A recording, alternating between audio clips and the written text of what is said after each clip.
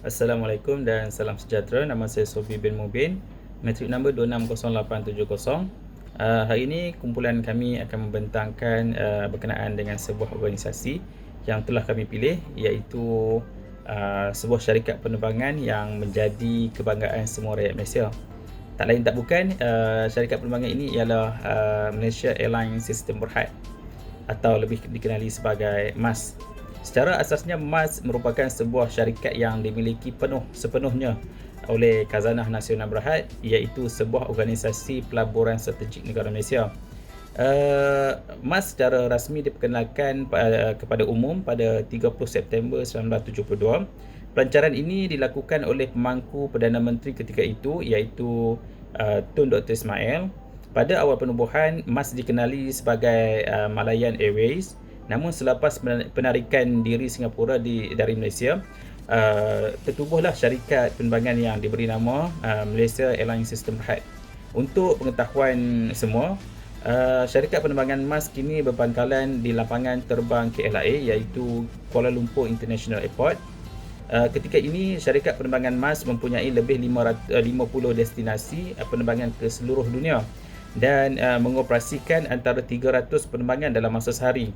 Untuk makluman lagi, syarikat penerbangan MAS mengoperasikan kapal terbang yang dibekalkan syarikat pembekal Boeing dan juga Airbus. Antara kapal yang dibekalkan oleh Boeing ialah pesawat 737-800, manakala pesawat yang dibekalkan oleh Airbus ialah Jumbo A380 dan juga A330-300. Okey, sekarang kita akan masuk ke bahagian isu yang dihadapi oleh syarikat penerbangan Malaysia Airlines System Berhad. Terdapat dua isu yang dikemukakan. Yang pertama adalah berkenaan dengan kehilangan MH370 ataupun insiden MH17 yang telah ditembak. Dan yang kedua adalah tentang persaingan di antara syarikat penerbangan. Sekarang kita akan masuk ke bahagian kehilangan pesawat MH370 dan juga MH17 yang telah ditembak.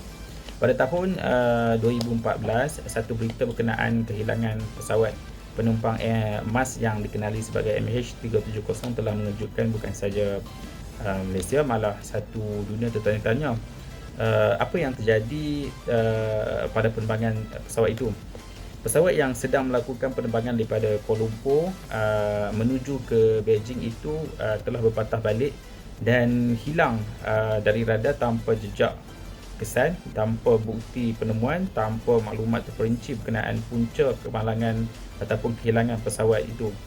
Menurut Profesor Dr. Rohanas Harun, 2014, kehilangan pesawat MH370 bukan sekadar kehilangan sebuah pesawat, namun turut menjadi persoalan adalah bagaimana faktor keselamatan media hubungan antarabangsa perlu dititik beratkan dalam masa akan datang. Tidak sampai setahun kehilangan pesawat MH370, syarikat penerbangan MAS sekali lagi ditimpa musibah ataupun malapetaka apabila pesawat MH17 dalam penerbangan daripada Amsterdam, Belanda ke Kuala Lumpur yang melalui di kawasan ataupun wilayah Donetsk, Ukraine, ditembak jatuh. Kemalangan ini telah mengorbankan semua penumpang dan anak kapal di dalam pesawat tersebut. Peristiwa ini menjadi satu titik hitam yang telah merosakkan imej dan juga reputasi nama baik syarikat penerbangan MAS.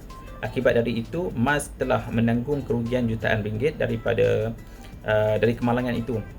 Pesawat pengurusan operasi MAS pula terpaksa membuat satu strategi baru untuk mengubah persepsi masyarakat dunia terhadap nama buruk MAS Airlines System Berhad akibat kemalangan itu.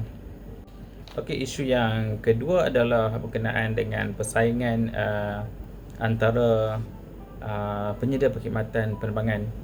Okey, persaingan dalam dunia perniagaan adalah satu benda yang tidak begitu digemari oleh sesetengah pihak. Namun bagi menjamin sebuah syarikat itu untuk terus bertahan, maka sesuatu tindakan perlu dilakukan dalam membuat strategi bagi mempromosikan produk masing-masing. Syarikat Taman Murah Air Asia dilihat menjadi pesaing utama bagi syarikat emas bagi beberapa laluan penerbangan. Ini kerana syarikat Air Asia menawarkan harga yang begitu rendah melalui pengurangan perkhidmatan yang ditawarkan. Strategi serta status syarikat membezakan tawaran yang diberikan kepada pelanggan. Dengan keadaan ekonomi yang begitu teruk ketika ini, penawaran tambang murah dari syarikat Air Asia ini kepada pengguna dilihat lebih mendapat sambutan berbanding kemudahan yang eksklusif diberikan oleh syarikat penerbangan emas. Selain itu, isu yang terbaru membelenggu syarikat emas adalah pandemik COVID-19 yang melanda bukan sahaja negara Malaysia, malah melanda seluruh dunia terkena tempiasnya. Seperti dinyatakan Ketua Pegawai Eksekutif Malaysia Aviation Group MAG, iaitu Kapten Izham Ismail kepada pemberita Harian Metro bahawa pandemik COVID-19 adalah merupakan satu cabaran yang genting bagi semua syarikat penerbangan, oleh kerana semua industri pelancongan terpaksa dihentikan buat sementara waktu.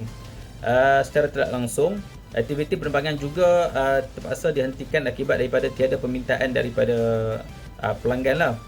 Walaupun kapal terbang tidak lagi terbang semasa pandemik COVID-19 yang melanda negara, namun kapal-kapal terbang ini perlu diselenggara dengan baik bagi memastikan sentiasa berada dalam keadaan bersedia untuk melakukan penerbangan. Ketika kerja-kerja penyelenggaraan ini melibatkan kos yang tinggi dan menelan belanja yang banyak, secara tidak langsung akan menyebabkan kesan kepada pusingan modal bagi syarikat penerbangan terganggu kerana tiada pendapatan daripada penyediaan perkhidmatan kepada pelanggan.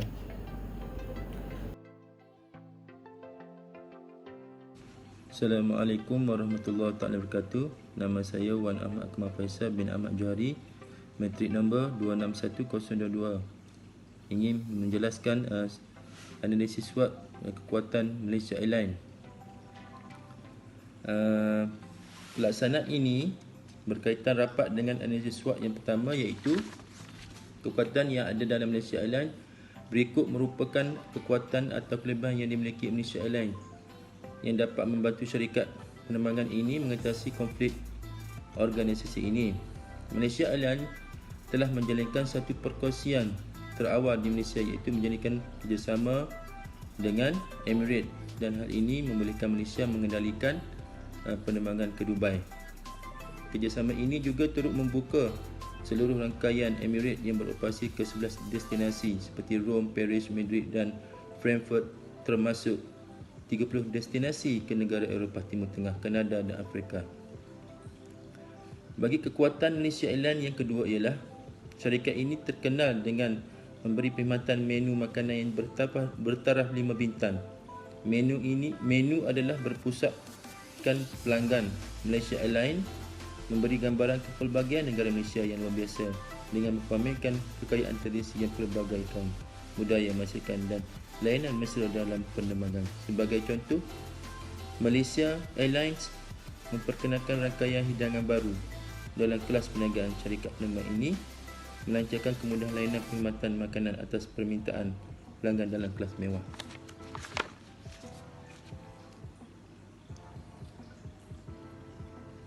Malaysia Airlines cuba mempamerkan pelbagai Malaysia yang luar biasa dari segi kekayaan tradisi dan layanan mesra yang diberikan oleh anak kapal. Anak kapal selaku pemenang anugerah memperkenalkan pemakaian kebaya sarung tradisional sebagai pakaian budaya Malaysia sebagai motif batik. Kekuatan Malaysia Airlines seterusnya, kemudahan yang diberikan berpatutan dengan harga yang dikenakan kepada pelanggan. Bagi analisis SWOT kelemahan Malaysia Airlines, antara kelemahan ialah cabaran dan aspek kapasiti. Malaysia Airlines mengalami cabaran dalam memaksimalkan kapasiti, terutama melibatkan penerbangan domestik atau jarak dekat. Antara kekurangan yang lain ialah berkaitan dengan kes pesawat yang hilang. Akibat daripada peristiwa ini, pihak Malaysia Airlines perlu berjuang untuk meningkatkan kepercayaan pihak pelanggan untuk terus menggunakan perkhidmatan mereka tanpa ada keraguan.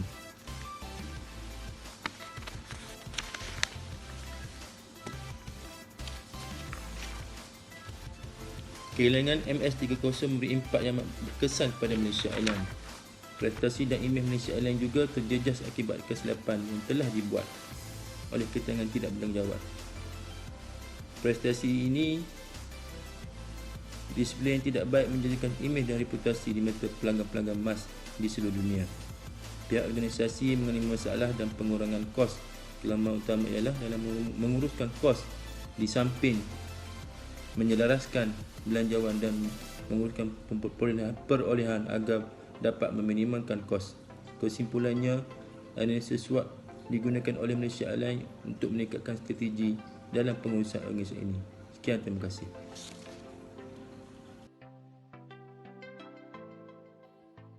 Assalamualaikum warahmatullahi wabarakatuh dan salam sejahtera. Saya Abdul Rahman bin Cik Omar dari UUM Sintok, nombor metrik 265292. Saya nak sentuh SWOT di Malaysia Airlines. Saya pilih peluang dan ancaman. Bagi peluang, yang pertama, Malaysia Airlines memperkenalkan konsep penerbangan baharu kerana pelanggan adalah manusia yang boleh memiliki pelbagai pilihan. Mereka boleh mempengaruhi oleh banyak aspek kehidupan mereka, termasuk cara gaya hidup mereka. Contohnya, Malaysia Airlines mengambil kesempatan keutamaan pelanggan dengan menyajikan lebih banyak hidangan Malaysia dan Barat dalam menu mereka. Yang kedua, Malaysia Airlines mengambil kesempatan daripada situasi ini dengan memperkenalkan anak syarikatnya sendiri yang dipanggil Firefly. Ia mengurangkan kesan terhadap domestik dan pasaran Asia Tenggara. Firefly dapat menembusi pasaran dan memperkenalkan jenama pasaran sendiri dan pakej kos rendah untuk bersaing dengan AirAsia yang telah membantu Malaysia Airlines untuk perlahan-lahan mendapat semula domestik. Yang ketiga, Malaysia Airlines dapat kelulusan untuk melancarkan Firefly, syarikat penerbangan komuniti pertama Malaysia. Firefly ialah syarikat penerbangan komuniti tambang rendah baru yang kini menawarkan 14 penerbangan mingguan. Yang keempat, Malaysia Airlines dapat peluang untuk berkembang daripada segmen pasaran baru. Firefly juga akan berfungsi sebagai tempat ujian bagi Malaysia Airlines dalam mengurus operasi kos rendah. Yang seterusnya, ancaman dalam Malaysia Airlines. Yang pertama, perubahan dalam keadaan ekonomi akan memberi kesan buruk kepada setiap perniagaan di kebanyakan perniagaan aspek sekiranya ekonomi berada dalam krisis. Yang kedua, saingan dari Thai Airways, Singapore Airlines dan syarikat penerbangan rendah yang baru muncul seperti AirAsia berlaku persaingan. Ini terbukti menjadi ancaman utama bagi Malaysia Airlines dan mereka perlu mengatur strategik supaya mereka tidak kehilangan bahagian pasaran mereka, terutama dalam rantau Asia. Yang ketiga, persaingan sengit kepada kedua-dua syarikat penerbangan tambang penuh domestik dan tambang rendah. Kumpulan ini menghadapi saingan sengit daripada kedua-dua syarikat penerbangan mampan dan baharu operasi permulaannya. Persaingan khususnya dari Timur Tengah, China dan India, syarikat penerbangan tambang rendah lain dan penerbangan sewa bermusim.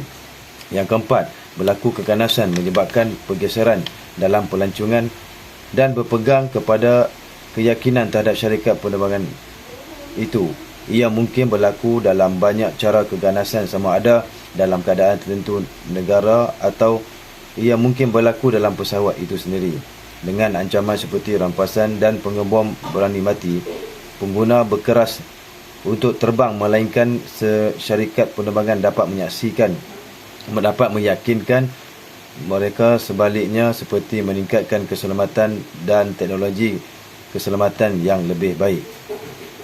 Itu sahaja untuk peluang dan ancaman. Assalamualaikum Assalamualaikum, nama saya Kamil Mahdi bin Kamaruzaman. Nombor matrik saya 265306. Okey, saya bahagian rumusan keseluruhan untuk syarikat Malaysia Airlines ni. Okey, cadangan dan juga penambahbaikan yang kita boleh tambah untuk memajukan, untuk membuatkan Malaysia Airlines lebih ke di dalam negara maupun di luar negara adalah melantik kumpulan-kumpulan pakar dan pastikan syarikat penerbangan Malaysia Airlines ini terus kukuh pada masa hadapan.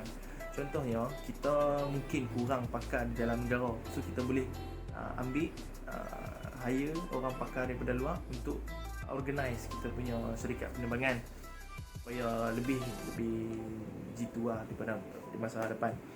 Seterusnya, MAS harus lebih peka kepada keadaan ekonomi dalam pasaran semasa. Contohnya, MAS pun kena tengok jugalah pasaran ekonomi. Sekarang ni PKP dan sebagainya, orang ada duit tak nak naik kapal terbang, contohnya nak balik kampung dan sebagainya. So mereka perlulah cari langkah intervensi ataupun tindakan yang sewajarnya mereka ambil dalam melakukan promosi ataupun tambang perjalanan kepada rate yang lebih rendah dan sebagainya. Selain pada tu juga, fasiliti dalam kapal terbang tu, contohnya kalau boleh promote, promote makanan lebih murah berbanding yang sebelum ni, ataupun edar makanan ringan yang secara percuma kepada pelanggan. Okey, untuk organisasi keseluruhan, fasiliti untuk para staf dan juga pekerja amatlah penting. Contohnya, mereka perlu fasiliti yang lebih mudah, lebih cekap untuk mereka menyelesaikan masalah dan juga mencapai visi dan misi syarikat.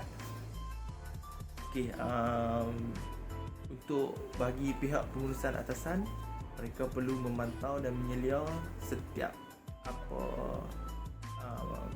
aspek organisasi itu sendiri. Tak kisah daripada HR, pimpinan kecil-kecilan dan juga sampai pimpinan yang atas. Lagi satu, Malaysia Airlines ni, kalau kita bisa dengar dulu, antara pengurus dia banyak yang korup. So kita harap di masa hadapan tak ada lagi pengurus ataupun eksekutif yang hanya mementingkan poket sendiri. So kita harap Malaysia Airlines ni terus segah di Malaysia dan juga di mata dunia. Itu saja daripada kami.